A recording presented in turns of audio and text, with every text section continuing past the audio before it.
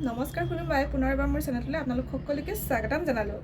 আজি মই বনাবলৈ গৈ আছো দুই ধৰণৰ পকা জলকীয়াৰ আচাৰ। তো মই কি ধৰণে বহুত টেষ্টিকে আচাৰ বনাও আপোনালোকে ভিডিঅটো স্কিপ নকৰাকৈ শেষলৈ চাই গৈ থাকক। তেতিয়া হ'লে বলক ভিডিঅটো ষ্টাৰ্ট কৰো। পকা জলকীয়াৰ আচাৰখিনি বনাবৰ কাৰণে এয়া হাফ কিলো জলকীয়া লৈ আহিলো, পৰিষ্কাৰকৈ ধুই এতিয়া ৰ'দত দিছো।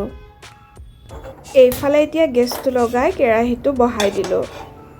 মছলাৰ বাবে লৈছো মই গোটা জিৰা, ধনিয়া, মিঠি, কালজিৰা, জালুক, সৰিয়হ আৰু চফ। গোটা জিৰা, ধনিয়া, সৰিয়হ আৰু চফখিনি মই এই চামুচখনেৰে 3 চামুচকৈ লৈছো। মিঠি আৰু জালুক এচামুচকৈ লৈছো আৰু কালজিৰা লৈছো হাফ চামুচ।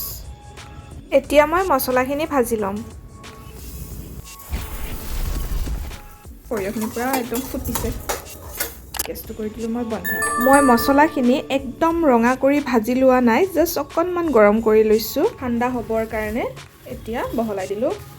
এইখিনি ঠাণ্ডা হওক তেতিয়ালৈ মই এইফালে এতিয়া জলকীয়াখিনি ৰেডি কৰি লওঁ। আৰু হাতত পিন্ধি ল'ম এতিয়া মই এয়া গ্লভছ, নহ'লে জ্বলা লাগিবতো।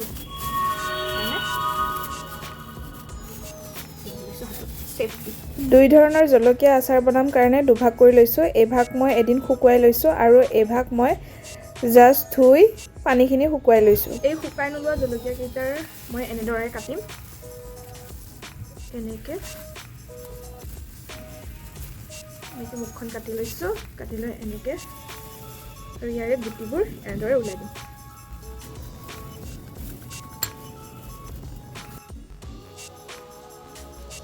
এতিয়া মোৰ এইখিনি হৈ গৈছে গুটিবোৰ এৰুৱাই, আৰু দেখিছেনে গুটি একদম এক বাতি ওলাইছে।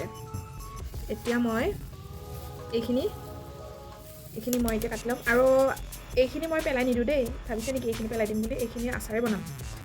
এই জলকীয়াখিনি এতিয়া এনেদৰে কাটি ল'ম। এনেকৈ কাটি থৈ যাম। এতিয়া মোৰ এইখিনিও কাটি হৈ গ'ল আৰু এইখিনিও হৈ গ'ল। এতিয়া মই মছলাখিনি পিচি ল'ম। সেইটোতে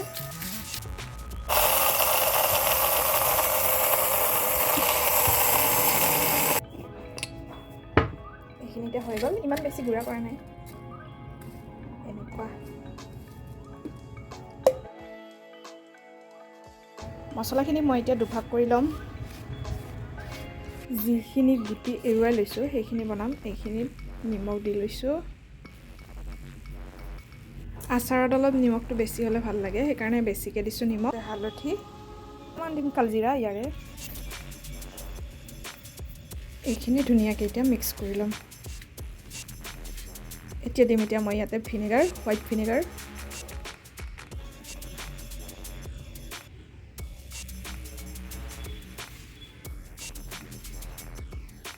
জলকীয়াখিনি অলপ টেঙা টেঙা হ'লে খাই ভাল লাগিব, সেইকাৰণে ভিনেগাৰ দি দিছোঁ।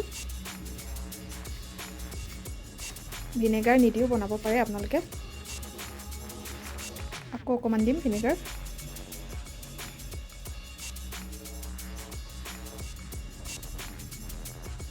এয়া মোৰ এতিয়া মিক্স কৰি লোৱা হৈ গৈছে। এনেকৈ চাব, এনেকৈ গোটা হৈছেনে নাই, সেই পৰিমাণমতে ভিনেগাৰখিনি দিলেই হ'ল। এতিয়া মই মছলাখিনিত এচামুচ এনেদৰে জলকীয়া গুটি মিক্স কৰি লৈ জলকীয়াকেইটাত ভৰাই লৈছোঁ। জলকীয়াৰ গুটিখিনি মছলাখিনিৰ লগত একেলগে গ্ৰেণ্ড কৰিও এনেদৰে জলকীয়াত ভৰাই ল'ব পাৰে। জলকীয়াটোত মছলা ভৰাই লোৱাৰ পিছত গৰম কৰি ৰখা তেলত ডুবাই এনেদৰে বটলটোত ৰাখি দিম। বটলত কিদৰে জলকীয়াবোৰ ৰাখিম প্ৰথমতে এটা আপোনালোকৰ আগত কৰি দেখালোঁ। এতিয়া এটা এটাকৈ গোটেইবোৰ জলকীয়াত মই মছলাবোৰ এনেদৰে ভৰাই ল'ম। এয়া এতিয়া মোৰ গোটেইবোৰ জলকীয়াত মছলা ভৰাই হৈ গ'ল। গৰম কৰি লোৱা তেলখিনিত এই জলকীয়া এনেকৈ ডুবাই দিম। দেখিবলৈ পাইছে, ডুবাই দিম আৰু বটলটোত ৰাখি দিম এনেকৈ এটা এটাকৈ। এতিয়া মোৰ গোটেইবোৰ জলকীয়া বৈয়ামটোত ভৰাই হৈ গ'ল। এতিয়া বাকী ৰৈ যোৱা তেল আৰু মছলাখিনি ওপৰেদি দি দিলোঁ। এতিয়া ওপৰেদি কেঁচা মিঠাতেল ঢালি দিলোঁ। কেঁচা মিঠাতেল দিলে জলকীয়াৰ আচাৰবিধৰ গোন্ধটো বৰ ধুনীয়া হয়। আৰু ঢাকনিখন টাইটকৈ লগাই থলোঁ। তেল দিছোঁ। এতিয়া ছেকেণ্ড জলকীয়া আচাৰবিধ বনাবৰ কাৰণে কেৰাহীটো গৰম কৰি দিলোঁ পৰিমাণ মতে তেল। পুৰা ধোৱা ওলাই গৈছে এতিয়া মই গেছটো কৰি দিম বন্ধ তেলখিনি 70% ঠাণ্ডা হ'বলৈ দিম 70% তেলখিনি ঠাণ্ডা হোৱাৰ পিছত এতিয়া দিলোঁ কালজিৰা আৰু লগতে দিলোঁ জলকীয়া কাটি লোৱাখিনি এয়া দেখিবলৈ পাইছে মই গেছটো অফ কৰি ৰাখিছোঁ এতিয়া পৰিমাণ মতে দিলোঁ নিমখ আৰু লগতে হালধি এতিয়া ধুনীয়াকৈ চাৰিওফালে উলট পালট কৰি দিয়াৰ পিছত ইয়াতে মই এতিয়া দিলোঁ মছলাখিনি দিয়াৰ পিছতো ধুনীয়াকৈ এতিয়া চাৰিওফালে লুটিয়াই পুটিয়াই একদম মছলাবোৰ চাৰিওফালে লগাকৈ লুটিয়াই পুটিয়াই দিলোঁ এতিয়া মই বহুদিনলৈ ষ্ট'ৰ কৰি ৰাখিবৰ কাৰণে দিলোঁ ইয়াতে ভিনেগাৰ আৰু লগতে টেঙাও হ'বৰ কাৰণে এতিয়া পৰিষ্কাৰকৈ ধুই লোৱা কাঁচৰ বয়াম এটা লৈ এতিয়া আচাৰখিনি মই বয়ামটোত ভৰাই ল'লোঁ এয়া কেৰাহীটোৰ পৰা চাফা কৰি একদম ৰুকি পাকি সোমাই ল'লোঁ বটলটো এনেকৈ হেঁচি দিছোঁ এতিয়া মই বয়ামৰ ঢাকনিখন টাইটকৈ লগাই থৈ দিম